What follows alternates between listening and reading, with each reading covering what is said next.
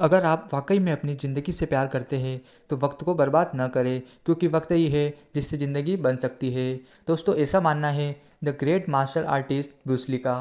हाँ दोस्तों, जब भी मार्शल आर्ट्स की बात होती है तो सबसे पहले ब्रूस ली का नाम लिया जाता है। यूएस में जन्मे ब्रूस ली विश्व के सबसे बेहतरीन मार्शल आर्टिस्ट में से एक थे। इसके साथ ही वे producer, director, actor, script writer और फिलोसफी भी थे।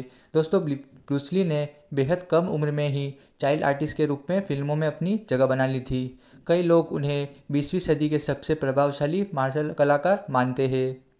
दोस्तों, ब्रूस ली का जन्म 27 नवंबर 1940 को यूएस के सैन फ्रांसिस्को के चाइनाटाउन में एक संपन्न और आर्थिक रूप में मौजूद परिवार में हुआ था।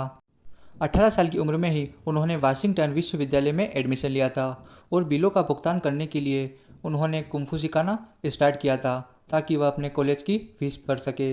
दोस्तों, उनकी तेज़ी का उस वक्त अंदाज़ा लगाया गया जब 1962 में ब्रूस ली ने एक फाइट के दौरान अपने विपक्षी पर एक के बाद एक 15 पंच और एक किक मार दी थी। यह कारनामा ब्रूस ली ने महज 11 सेकेंड के अंदर ही कर दिखाया था।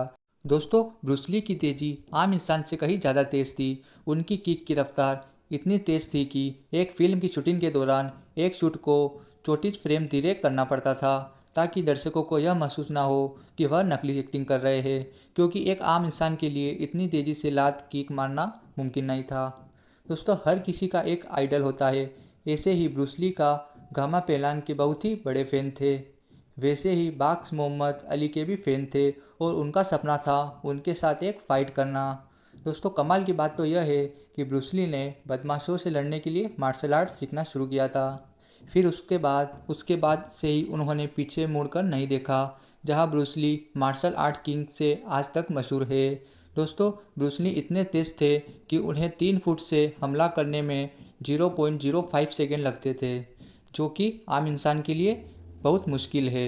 वही वह 2 उंगलियों से पुशअप कर लिया करते थे। ब्रूस ली ने सर्जरी से अपनी पसीना बनाने वाली ग्रंथियों को भी निकलवा दिया था।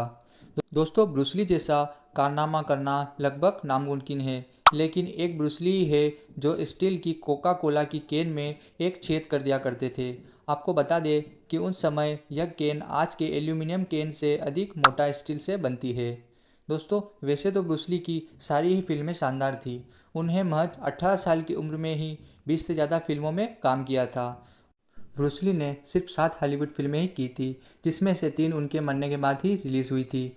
फिर भी हॉलीवुड हॉल ऑफ फेम में ब्रूस ली की फ़ोटो शामिल है।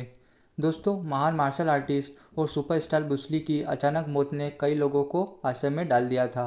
दरअसल 20 जुलाई 1973 को ब्रूस ली की अचानक मौत हो गई थी। ब्रूस ली की मौत की वजह उनके दिमाग में सूजन आने का कारण बताया जा रहा है।